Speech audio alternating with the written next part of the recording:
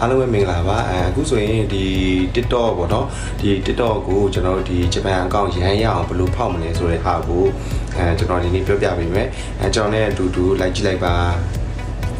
ဟုတ်ကဲ့အရင်ဆုံးကျွန်တော်တို့ဘာလုပ်မလဲဆို setting နဲ့ပေါ့ဖုန်း setting နဲ့အရင်ဆုံးဝင်ရမယ်အဲဒီမှာကျွန်တော်တို့ဒီ date time တို့ဒီကျွန်တော် region တွေကဂျပန်ဖြစ်ကိုဖြစ်ရမယ်ပေါ့နော်အဲ့တော့ကျွန်တော်ဒီအရင်ဆုံးစစ်မယ်ပေါ့ကျွန်တော်တို့ပြီးတော့နောက် single လည်းထုတ်ထားဖို့လိုတယ်ပေါ့နော်အကောင့်ဒီဖွင့်တဲ့အချိန်မှာမထုတ်လဲရပါတယ်ဘာမှမဖြစ်ပါဘူးဒါပေမဲ့ save ဖြစ်ချင်တော့ပို့ထုတ်တာပေါ့နော်ကိုယ့်ရဲ့ဒီမြန်မာ single ပေါ့နော်အဲ့တော့ကျွန်တော်ဒီတစ်ချိန်ဒီပါအစကျွန်တော်ဂျပန်ချိန်ပြနေရပေါ့နော်အခုချိန်ကအဲ့ဒါပြီးသွားပြီဆိုရင်ကျွန်တော်ဘာလုပ်မလဲဆိုတော့ VPN ပေါ့နော်ဒီက VPN ချိန်မယ်ဒီ TikTok အကောင့်ဒီဂျပန်ဖုန်း VPN ကိုကျွန်တော်ဒီဂျပန်ထားပြီးတော့ကျွန်တော် VPN ကိုချိန်ပါတယ်အဲ့တော့ပြီးကျွန်တော် connect လုပ်တယ်ပေါ့နော် connect နဲ့ချိန်တယ်ပေါ့နော်အဲ့တော့အဓိကကျွန်တော်ကတော့ဒီဘာ account ဖွင့်တဲ့ဘာ browser သုံးလဲဆိုရင်ဒီ Brave browser ကိုသုံးတယ်ပေါ့နော် account အဆင်ပြေလို့အဲ့မှာကျွန်တော် tiktok.com sign up ဆိုရိုက်လိုက်တယ်ကြာလာတယ်ကြာလိုက်ခါမှာအမှကျွန်တော်ဒီ region မှာ time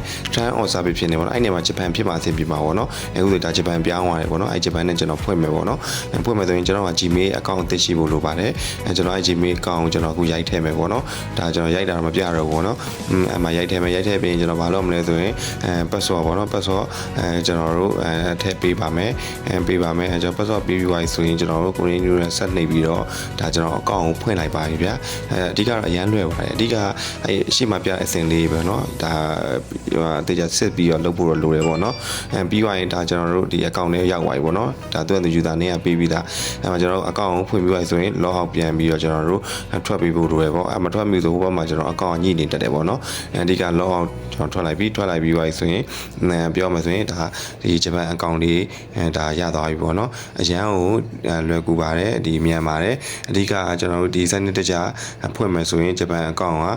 ကျွန်တော်တို့ဒါရဖို့အရန်လွယ်ပါတယ်အဲ့တော့မိမိထည့်မဲ့နေရာမှာလည်းကျွန်တော်တို့ဒီ channel မှာတင်ပေးသလိုတစ်စင်ချင်းလုံးဆောင်ဖို့တော့လိုအပ်ပါတယ်အဲ့ဆိုရင်တော့ဒီရန်ရတဲ့တော်တော်အကောင့်လေးရပါဖြစ်ပါတယ်အားလုံးကျေးဇူးအများကြီးတင်ပါတယ်